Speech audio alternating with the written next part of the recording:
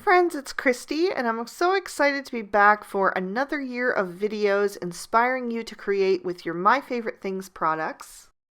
Today I'm going to be creating a card using the new Pure Innocence Soft Place to Land and Birdie Brown Let's Stick Together stamp sets. So I have stamped out the images that I'll be using on some neenah Solar White cardstock with black licorice hybrid ink, and I am coloring with my Copic markers. I'm starting with my little girl and I'm doing her skin. So I'm using E000, E00, and E11. I'm using that E11 to lay in some shadows. I'm giving her some little accents on her hands and little dimples at the corners of her elbows there. I'm also going to accentuate her knees just by creating a little U shape and also adding a little shadow to her legs underneath her skirt. And then I'm going to begin to blend out those shadows with my midtone, which is the E00, just softening up that edge and pulling that color towards the center of each of those little areas. And then once I have that laid in, I'm going to come in with the E000, which is going to be my highlight shade, and just really soften things up and make things nice and bright. I'll add a little R20 to give her some rosy cheeks. And then before I go any farther, I'm actually going to take a black marker and just add a little detail to this stamp. I'm going to draw in a little cactus spine. So she's gotten a little boo-boo by brushing too close to the little cactus. And then I'm going to color that in with the R21 and then a little R20 to soften that into her skin tone. And I did add a little of the R21 to her cheeks as well. So I just thought this would be really cute. I'm going to be using the sentiment that says, "I wish I could squeeze you." And I just thought that would be super funny to use with the little cacti. So now I'm moving on to her hair, and I'm using E21, E23, E25, and E27. I laid in the highlight area with that E21, and I just personally prefer to do it this way because I tend to be a little heavy-handed with my dark colors, and if I don't lay in that highlight area first, sometimes I can forget to leave room for it. So that kind of just gives me an area to watch out for as I color. So I normally do color darkest to lightest on all things except for hair. So I'm actually working in the reverse order. I started with my lightest and I'm going through each color to my darkest and just pulling those colors towards that highlighted area. And once I have those all laid in, I will work my way back down in the reverse. And then once I start getting close to it, I will start to overlap just a little bit of it. I want to preserve some of that highlight, but I don't want it to be so stark in contrast, so I will cover up the edges of that to get a nice blend. For the pillow, I'm using BG10 and BG11.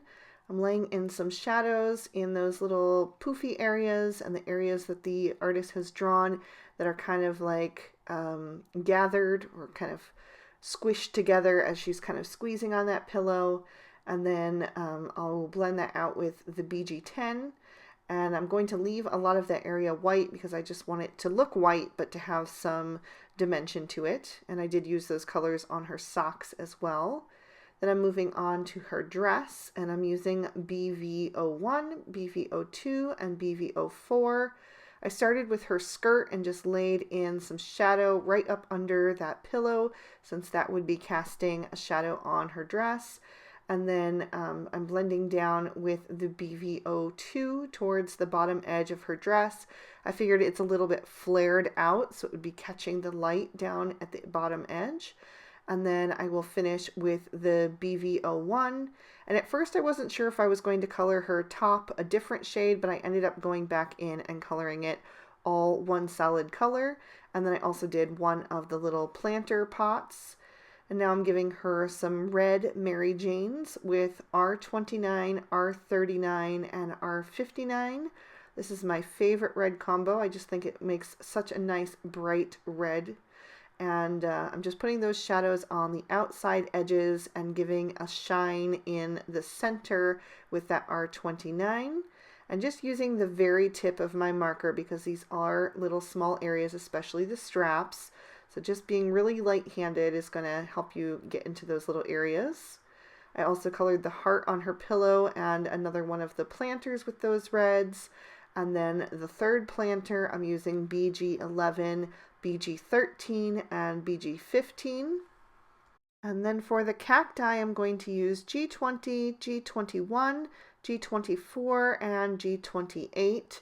And I'm going to keep the darkest colors toward the outside edge and then blend toward the center with the lighter shades, just like the little girl's face. Because they have features, you don't want them to get lost in the dark colors.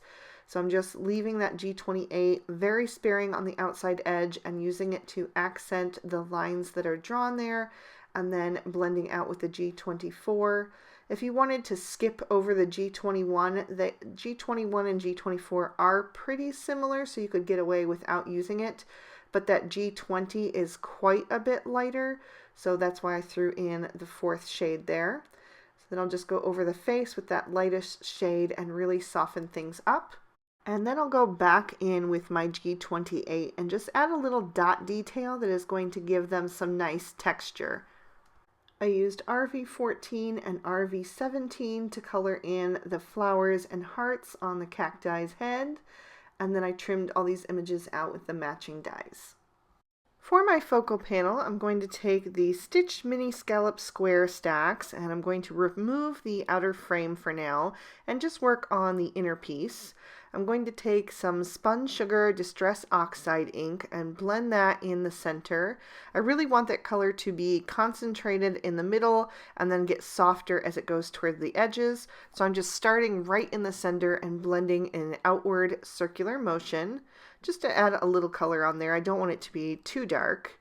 Then I'm going to take a little bit of that ink and just tap it onto an acrylic block and water that down with a little bit of water, and then I'm going to pick that up with a paintbrush and just tap it across the surface to give it a little extra texture and interest. And then I'll set this aside to dry. Once it is fully dry, I'm going to pop it in my MISTI and stamp with VersaFine Onyx Black ink. The reason I chose this ink is because I wanted something that would layer on top of that Distress Oxide very well. So I just stamp that sentiment down from Soft Place to Land. And then I'm going to pop my card base into my MISTI. This is Grapesicle cardstock. And I'm going to stamp an additional cactus from Let's Stick Together. And then the sentiment is also from Soft Place to Land.